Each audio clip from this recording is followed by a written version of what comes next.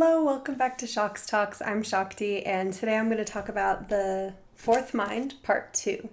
So, this is the book that I just finished, and it's by Whitley Strieber, famous abductee who wrote the book Communion. And not in the last episode, but the one right before that, I did a very deep, in-depth breakdown of Part 1. So, you can go listen to that if you haven't already. And if you're new to this channel, I study anomalous phenomena and then I talk about it. So I read books, I study UFO history, alien lore, consciousness, theories of everything. I have a background in yoga and meditation, so I'm often filtering everything through that lens. And that's going to be a big part of today's topic because that's exactly what Whitley Strieber is doing in The Fourth Mind. So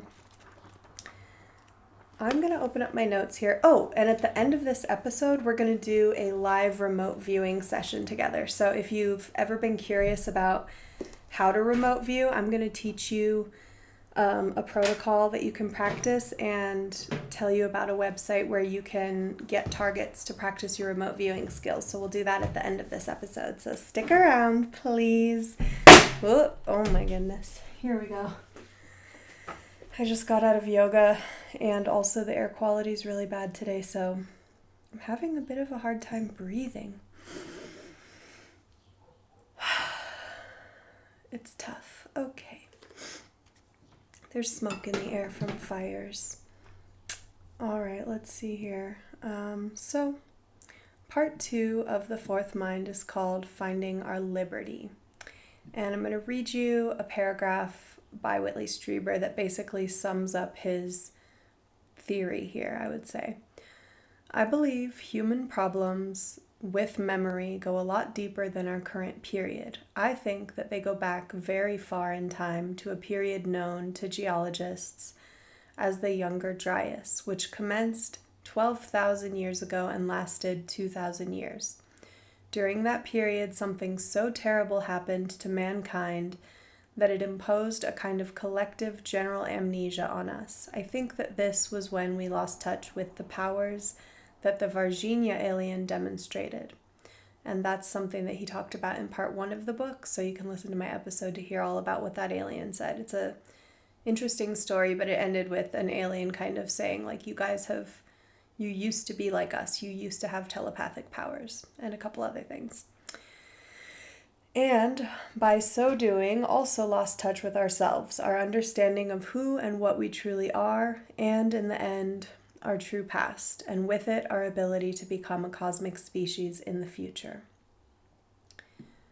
So, this book is broken into 2 parts. The first part really details Whitley's take on the alien anatomy, based mainly on a Reddit document that circulated, I don't know when it was, it's in here somewhere, but basically it confirmed things that he already thought were real, and it was, he goes deep into like what he thinks these aliens are up to, not just like physically, like biologically, how they function, what they want from us, but emotionally, spiritually, and mentally, why they want to connect with humankind. And overall, I would say his take is that specifically when it comes to like the gray type alien, that they are living outside of time and that they are seeking to not only re-experience the moment-to-moment kind of reality that we have via us, but that they're also here to serve as a kind of midwife to the birthing of humankind.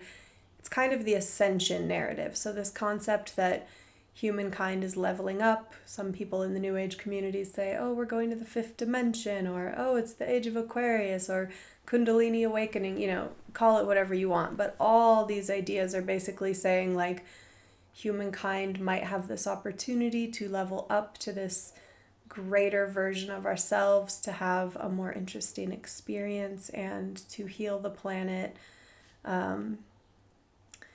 and to live in more peace and harmony, and basically move away from this like negative reality that we are all experiencing right now, or like most of us.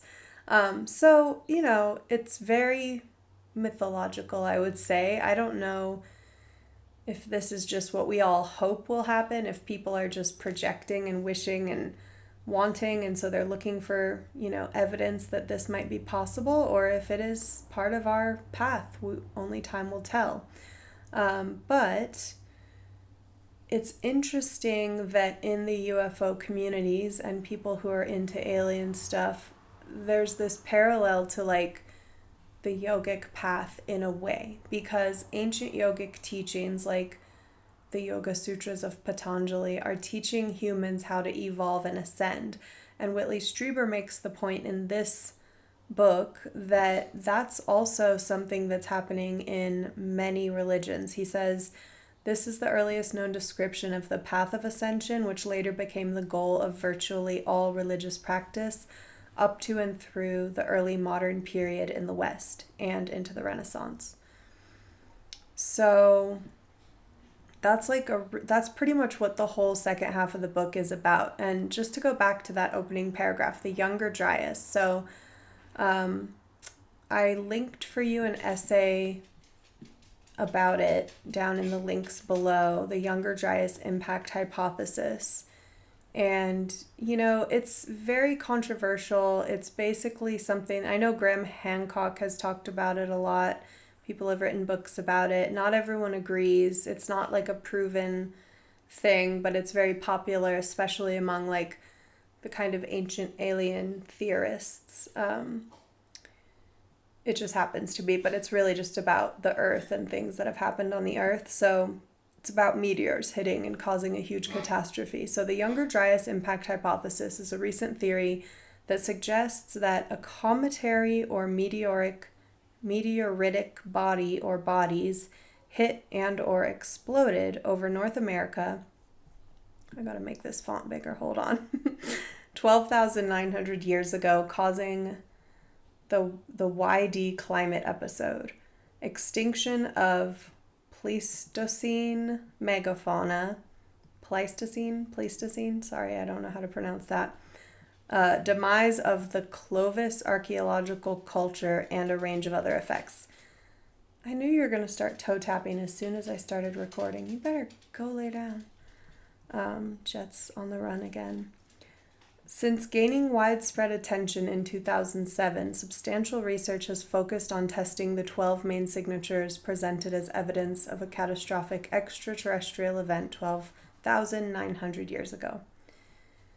So that's the summary of the younger Dryas, and what Whitley is saying, and I think it's a stretch, but I like his, he's not alone in his thoughts, and I like the fact that he's willing to wildly speculate, and really he backs it up with a ton of research, but as I was reading through this, I just kind of felt like, well, we don't know. I don't know if any of the bottom line is, it doesn't matter, this theory that like this huge disaster happened and had an impact on human consciousness that caused us to lose our abilities feels like a bit of a stretch to me. But because I was raised in a yogic background, I've always had the notion that humans had the potential to achieve these certain abilities, and that's what he gets into next. So once he really digs around in the younger Dryas stuff for a while, then he starts to talk about the sutras and the siddhis that can be gained. And the reason he's bringing this up is because, again, the Varginha alien that he talks about in part 1 is able to self-heal, has telepathic abilities, and many contactees and abductees and other researchers or anyone who has a story about alien contact, usually it includes telepathy. And, a lot of people talk about learning healing skills from the aliens. People who claim to be hybrids say that they have these different abilities. So let's just say that all of the alien lore is real, just for the sake of this. Let's just imagine for a second that like everything that people have said really happened. If that's true, then there is a direct correlation between those alien abilities and the siddhis that ancient yogis spoke of. And when it comes to the yogic perspective, it's all about purification and working really hard through your lifetime to attain these abilities. But there's also huge warnings that come with that, and it's actually not about, it doesn't matter. Having these powers is not the end goal. And this might be a really important part if we're going to imagine that like all these aliens, maybe they followed some kind of yogic path of their own in a way to reach these levels and abilities. But does that mean they're better or more special or smarter, or are they just distracted or like completely on the wrong path? Because that's the huge warning of all the teachers who teach the yogic practices. It's like, if you meditate, if you purify your body, your mind, you do all these practices, you work with your thoughts relentlessly, like forever, you may start to attain some of these abilities, but it's not the point. It doesn't matter. That has nothing to do with actual ascension and enlightenment and liberation, according to these teachers. So that's an interesting little side note. But let's dig into the Siddhis a little bit more. So the earliest descriptions of Siddhis come from some ancient Hindu texts, including the Rig Veda. This is from Whitley Strieber's book, this quote, which appears in tradition as long ago as 1500 BCE. But the Yoga Sutras of Patanjali, which appeared around 400 CE, is the first place where they are listed. The Yoga Sutras are a foundational text for Raja Yoga and provide a systematic guide to the practice and philosophy of yoga. So Raja Yoga is the royal yoga, or the yoga of the mind, and it also includes the 8 limbs of yoga, and it's this whole pathway to, like I said, purification, basically purifying the mind, gaining control over the thoughts, understanding. Basically the ultimate goal, all the powers aside, is just to really know yourself. That's really all it's about. And there is, in my mind at least, there's no real enlightenment. There's only just levels of attainment in this reality. I think that maybe there's something beyond this life that is like a version of enlightenment, but I don't think people can be enlightened on the earth. I really don't. I don't see it, you know? I think there are saintly people and highly accomplished yogis, and, you know, obviously there's mystics and sages and all these great people who have some level, but this idea of this ultimate perfect, I'm completely blissed out and I'm above it all and I'm like beyond everything, like every desire, every worldly thing, like I'll believe it when I see it, basically. So anyway, let's get back into the Siddhis. So the Yoga Sutras of Patanjali are generally considered to be nearly 2,000 years old. This is just from Wikipedia, I think. With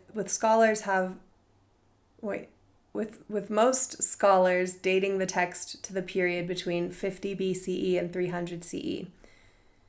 While some scholars have proposed earlier dates, the consensus places the text within this time frame. Patanjali, the sage credited with compiling the Yoga Sutras, is believed to have lived during this era. Okay, so let's talk about what are the Siddhis? What are these powers? And would you even want them? When you hear what they are, you're going to be like, these are so weird. I don't like, who even wants this? But maybe you do.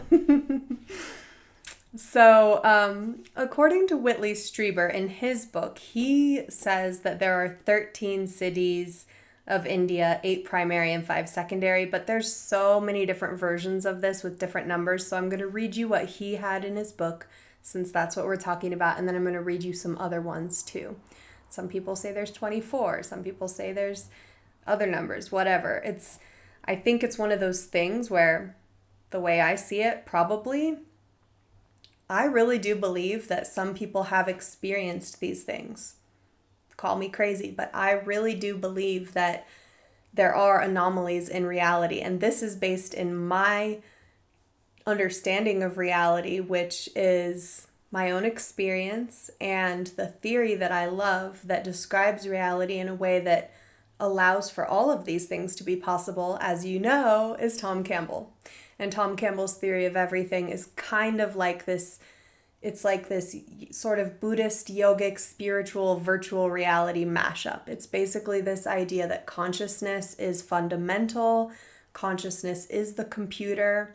There are many reality frames within consciousness, which are kind of, you could call them the dimensions, or you could call them physical versus non-physical versus other. There's so many apparently.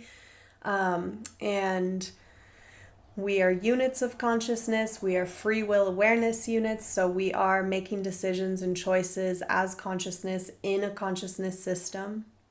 And therefore, the physical subset is really just a rule set. If you kind of have to let go of this feeling that everything is so real. It's actually just being rendered for our consciousness. And yes, we have a physical body. And yes, there are real rules in this reality. Fire will burn you.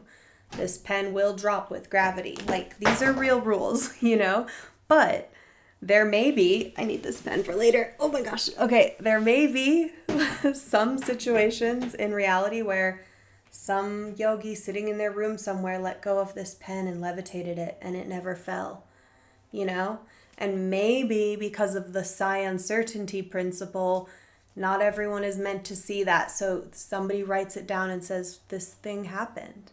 And they tell a couple other people, and those people are like, wow, I really feel that they're telling the truth, but I wasn't there. I didn't know.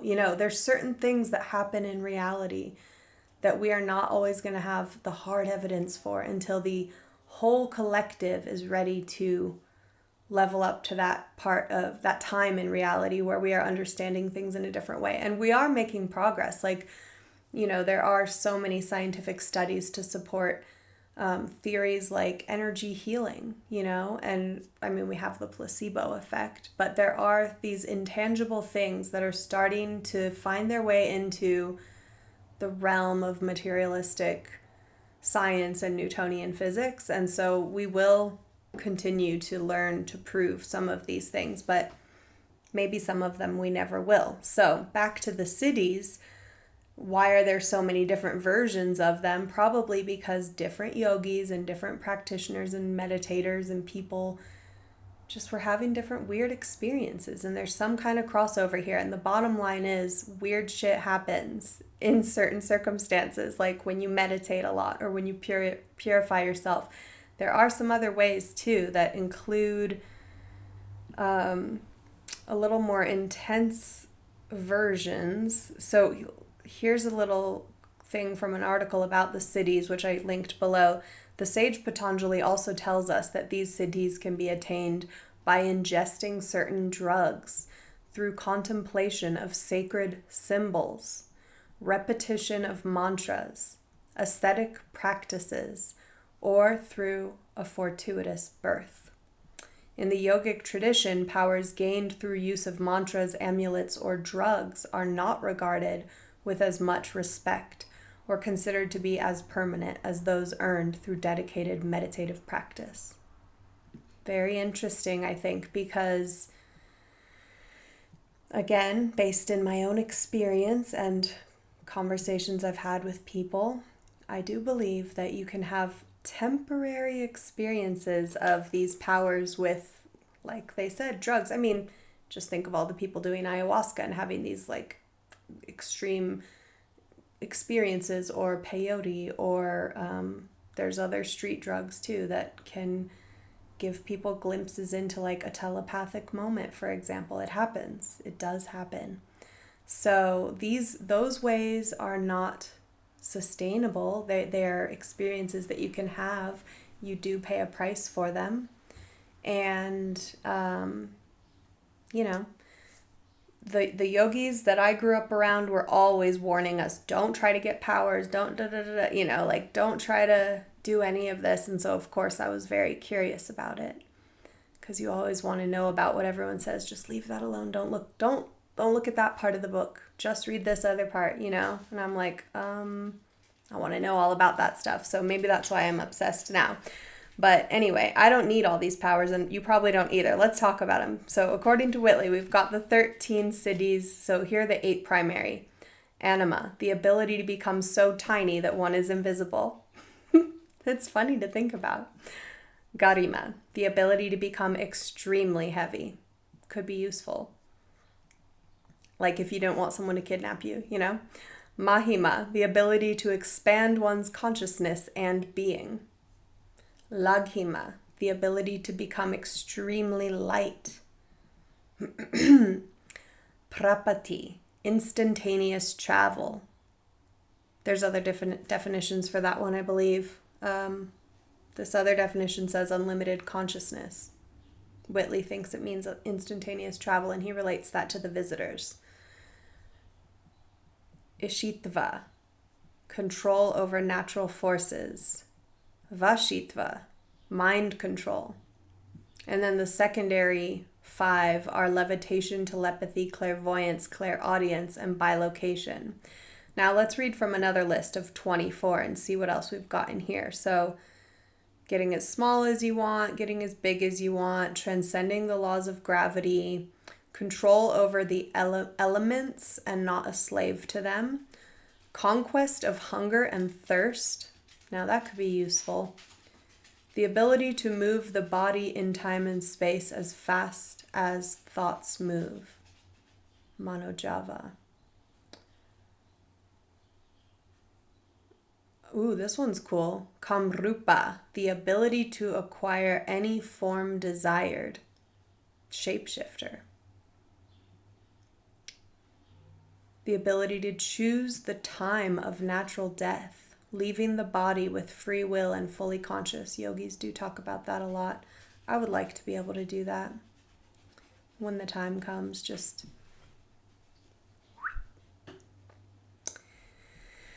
we've got the power to remain immune from the vagaries of weather, such as heat and cold. Unlimited consciousness, the ability to see all levels of the universe, the ability to hear from any distance, the ability to see far distances, the ability to see the astral world, the ability to fulfill every wish at once. That sounds like a nightmare. Unlimited knowledge of past, present, and future, the ability to materialize objects, the ability to overcome all obstacles caused by the 5 elements, mastery over fire, water, air, poison, etc. That's kind of cool. It reminds me of a story of I think it was Shiva or Vishnu, the blue-throated. One of them swallowed poison to save, I think it was a village, and it just kind of stayed as this like blue throat thing and stayed like this blue spot in the throat, I believe. And that sounds like the mastery over poison, if you could just kind of hold the poison but it wouldn't affect you. I like that. The ability to enter another body. Creepy. Have you guys seen Behind Her Eyes? It is really good, and it's all about that. It's a very cool, weird show that I don't think it got that popular, but it's a great show to watch, to have kind of an exploration of functions of consciousness, which, back to Tom Campbell, I would call all of these functions of consciousness. Telepathy, knowing another's mind, invincibility, the possession of all divine powers with the exception of the power to create and dissolve the universe. These can be a distraction. They are not necessary to ascend or evolve. So, I know this sounds so wild, but let's just really think about this for a second. If we're in a kind of virtual reality, kind of like the Matrix, and some yogis are like the Neo, you know what I mean? They're the people that are breaking out of the rule set. They're transcending the rule set of PMR, physical matter reality. And therefore they gain access to some of these abilities. I can't imagine that anyone ever had all of them, but let's just imagine that maybe some people got a few of them, you know? Then what? You know, then you're on a path to enlightenment, and now you have these abilities. It opens up a whole new can of worms, a whole new set of desires, distractions. It's like a setup, you know what I mean? Like, this is like the way to totally lose track of your path of like peace and love and evolving towards becoming more cooperative and compassionate. It's like, oh, but I can do this now. I'm about to go do all these things and pop over here and try on that body for size, and I'm going to read that person's mind, and I'm going to do this and I'm going to do that. Like, it's literally the best way to get totally distracted from your path. So I think it's fun to imagine that this thing is like this video game where as you're leveling up, the boss levels get like harder and harder and harder. And this is like a version of that. That's what I think of when I think of the Siddhis. So I'm not like, I think, Whitley Strieber is kind of saying like the earth and all of us are headed for disaster. And there are two possible paths forward in his mind. He outlines this towards the end. Here it is. There are two ways of ensuring our future, one minor and one major. The minor one is the only one we actually think about. It involves cleaning up our air and our environment and creating more and more powerful technologies in support of that effort. The major one is, of course, reigniting our lost powers. The former we might be able to do. The latter seems impossible, but is it? But do we need all those abilities? I don't know. Do we need any of them? Do we even need telepathy? So here's what I think. I'm really into psychic stuff. I'm really into deepening my intuition. I feel that I am a little bit telepathic, a little bit psychic, and you probably are too. And it's not about getting anyone to believe it. It doesn't fucking matter. It's like if you've had the experience, you know. If you've had a precognitive dream, that was your own experience and you were like, wow, that can happen. If you're really in the analytical mind and you have no ability to go beyond what has been indoctrinated into you, you might say something like, well, that was just a random chance that happened, and that's fine. Sure, maybe it was, but probably if you're here, you've had a little hint of something more. And if you have had a handful of experiences, it starts to feel pretty like this, we're on to something. Like, what's going on here? The reality's not what they told me it was. Something different is here. And then that sparks your curiosity to know more and to understand, well, how is that possible? Now I just want to know, what is the nature of reality? What is my true nature? Who am I? What am I capable of? That's kind of the true natural path of a yogi, I would say. And also just like anyone who's interested in psi. And so I think it does make life more fun and more interesting to dip into all of that, but ultimately it also brings a lot of problems, because the more intuitive you are, the more empathetic you are, for example, the more heavy your heart can become, because you're feeling not only what's beautiful in reality, but you're really feeling the struggle. And it's amplified by everyone who you come into contact with once you start going outside of your own energy. So if my consciousness is primarily confined within this physical form and this mental apparatus, and I start to expand my consciousness, which is like one of the goals of all these practices, guess what? I'm touching a whole lot more with my energy. I'm noticing, I'm feeling. And that's like a double-edged sword. So then you're on this new level of reality where it's like, well, fuck, now I have to contend with all these other feelings, and I still have to remain centered. I still have to come back into myself and know what's mine and what's other people's. I still have to find compassion even when I see more of the ugliness of humanity. I have to look for what's good. I have to really every single day try to figure out, how can I be of use? How can I be helpful? And I can barely handle my own shit. You know what I mean? So it's like the further you go with any of this stuff, it's not like, ooh, now I'm all powerful and I have control over other people with my powers. That is not what it is, But a lot of people want to have psi abilities so that they can help themselves on their life path. So, for example, I know I have a very good friend, and she might be watching this right now, and we talk almost every single day about this stuff because her love of her life is on the other side now. And it was an untimely loss of that person in this reality frame. And she is very motivated to continue to connect with him. And it has sparked this path of research for her where she's finding out everything she can about astral travel, out-of-body travel, mediumship, all the things that might give her access to that other realm, people who have had experiences, people who see to the other side.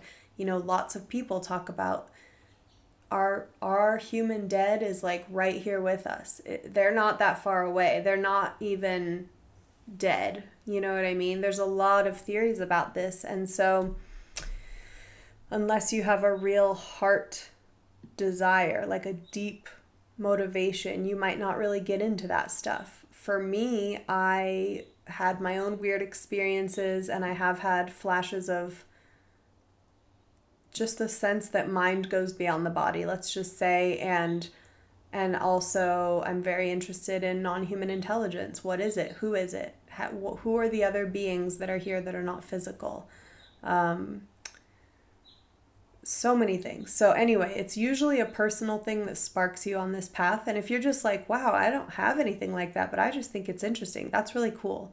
And we're going to talk about remote viewing now, because remote viewing is a way to prove to yourself a little piece of this is true. So I recently learned about a new website called horizontal, rv.com. It's a very simple site, and it allows people to make an account for free and practice remote viewing. So we're going to do a live session right now. So I hope you can see this, but it doesn't matter that much if you can't. But basically, that's my little page of my sessions. I've only done 3 so far.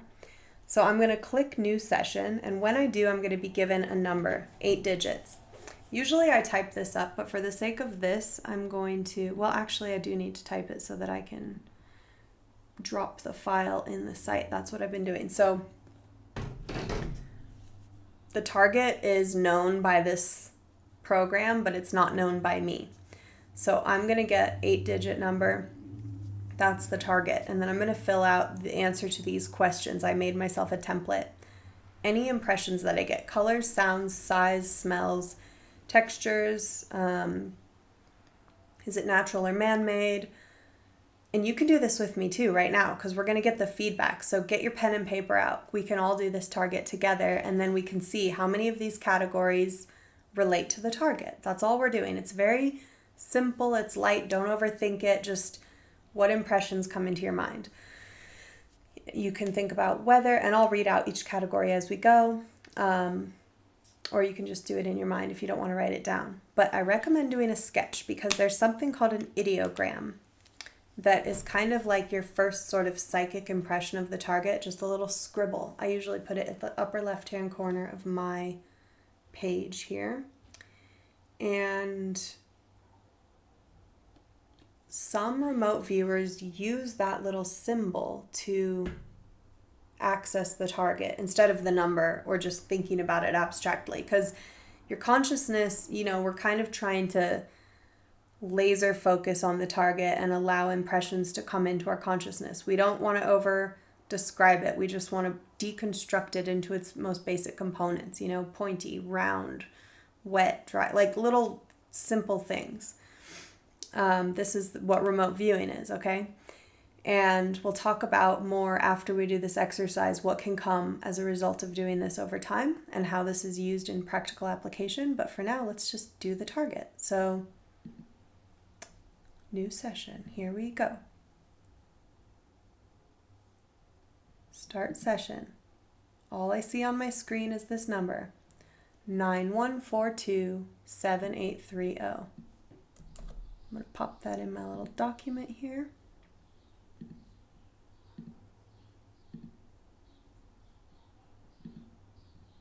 Oops, I put it in the wrong one. That's my template. Dang it. I'm already messing it up.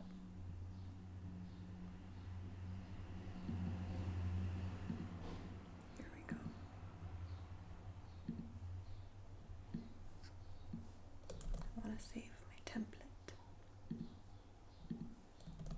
Okay, here's the target. 91427830. We're going to take 3 deep breaths and clear our minds.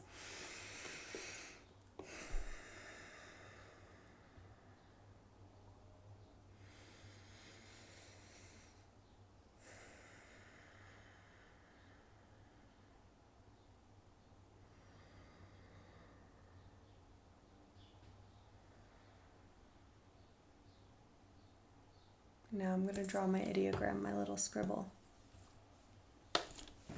This is what it looks like. No big deal. Now we're going to think about the colors.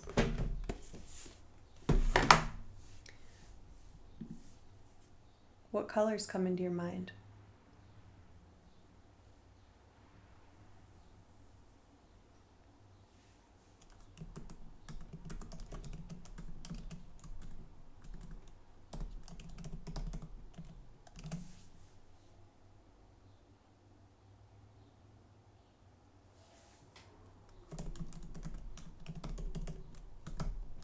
And it's okay. Doesn't matter if we get it wrong. Doesn't matter. We're just playing. We're having fun. And we're going to just move right through it. What sounds are associated with this target? If any, you could say not if there's none.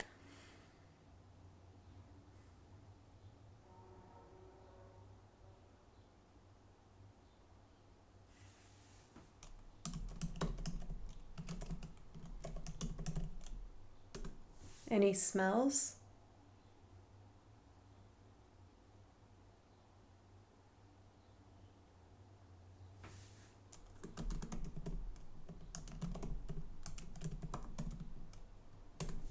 Any textures?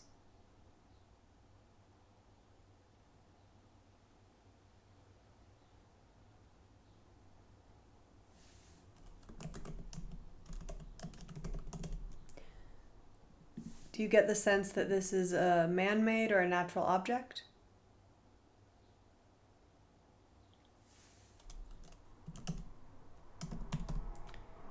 Is there any kind of atmosphere or weather around this target?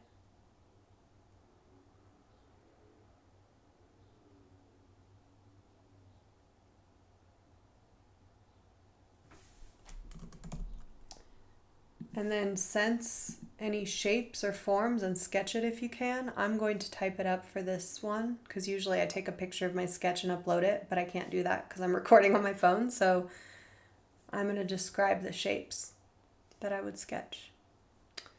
Maybe I'll do the sketch and then describe it. Okay. Target 91427830. Tapping into my ideogram.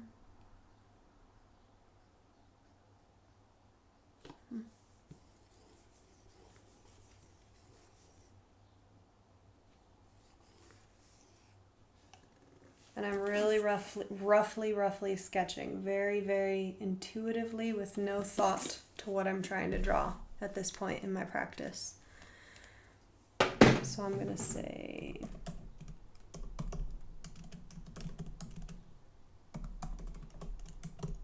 doing it real fast. Okay. And now we're going to just put any words that pop into our head, especially if it's like not a word you typically use in conversation. So just take another breath. Clear the mind. Any words?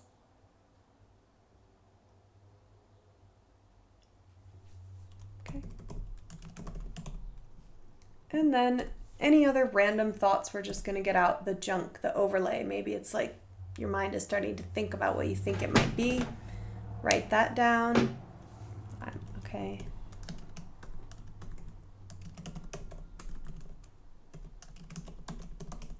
All right. Boom. That's it. So now I got to download this real quick and I'm going to plop it right into here. So look, I'll show you again what this looks like. It's very simple. You just see the target and then you upload the file that you just made. As soon as you do that, the target will be revealed. So we'll see how this goes.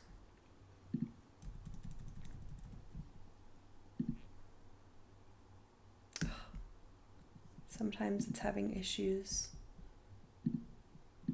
Come on. Do I have to refresh the page again? Sometimes it doesn't want to. We need to see the target. Yes, okay. Ooh, okay. So, Chateau Lake Louise in Canada, viewed in present day. So this is the image of the target. Oh, ring light, stop it. Can you see it? So now we're going to go through my session for feedback and yours as well and see what things we got that matched it. All right off the bat, I got blue, green, yellow, and beige. I am seeing all those colors in here except yellow. There's a little tiny line of yellow around the edge of the lake. There's a lot of blue and a lot of green and a beige building right in front. So I made contact with the target. Also, this little drawing, it has the round and curvy nature. Like sometimes the target is a very square thing or it's like a very boxy thing. I got this like this general shape. I'm sorry, the light is ruining this, but that's actually kind of the shape of what we have here. It's, again, very rough, but we're getting swooping, curving lines, and we're getting the top and the bottom portion of like where the mountains and the lake were. This is cool. Okay. Then, I hope you guys are still with me. Oh, where's my thing? I know this is a really clunky episode, but I wanted to do a target together because I thought it would be fun. All right, I got earth, dirt, and grass as my smells. So we are in an earthy place, and I got bumpy and rough. We do have some of those textures. I mean, again, it's like the little trees and the mountains are bumpy and rough looking. So remember, we're just deconstructing and seeing what impressions come in, and this is what I got, and it matches the target. I did get man-made, which is not accurate of all of it, but there is a big building in front, so there is a part of it that was man-made. It would have been more accurate if I had said a combination of natural and man-made. Weather and atmosphere around the target, I got cold, and there is snow on the mountain. It looks like it is probably a very cold place. So I'm like, wow, this is pretty good. This is really good. And then for the sense of shapes, I said roundish, long, and swooping. Sure, those things are in there. It's not that amazing. And then I had my other random words, like I had door, round, boat, navy, military. I don't know if there's any kind of association with boats or anything, but it was a lake. So that was in my random junk bucket. So now what I would do is I would go down here and I can select a score. So I'm going to give myself, it goes up to 7. 7 is excellent correspondence, including good analytical detail, like naming the target and with essentially no incorrect information, and all the way down to 0, no correspondence, or little correspondence. I'm going to give myself a 4, which is good correspondence with several matchable elements intermixed with some incorrect information. And then I can write my own analysis. And once I do 10 of these, I can compare with other people, and other people can also analyze my remote viewing sessions and give feedback on them. So if you want to join this, again, it's called social-rv.com. Super fun. And I know this feels like, well, how could I, if I were just using this in the wild, how could I ever really know anything? I'm just getting these random pieces of information. You got to build up from somewhere. So this is like an exercise. Usually it's done in a double-blind way, but somebody has the target and they're using the remote viewers to verify things. So I'm trying to think of a good example. For example, in a crime case, there is evidence of, we think this is the license plate of the killer.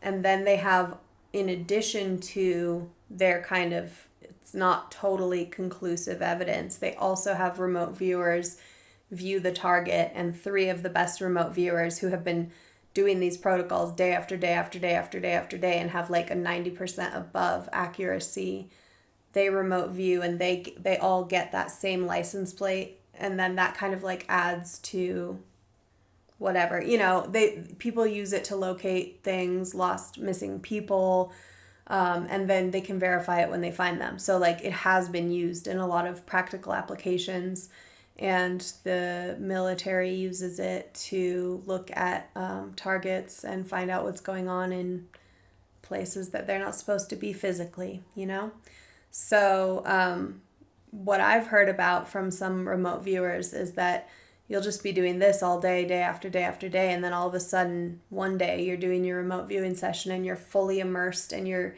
in the space, and I'm at this lake and I can see everything. And then you're writing down all that detail. So I did a really rough, I'm a beginner, but I made contact with the target.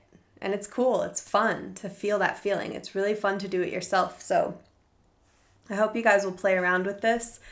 I think that when it comes to Whitley's book and all that he's saying, like, I don't feel so bleak about everything. I'm not too worried about reality. I think it's doing what it's doing. We're going where we're going. It's going to be fine no matter what, especially if it's all kind of virtual.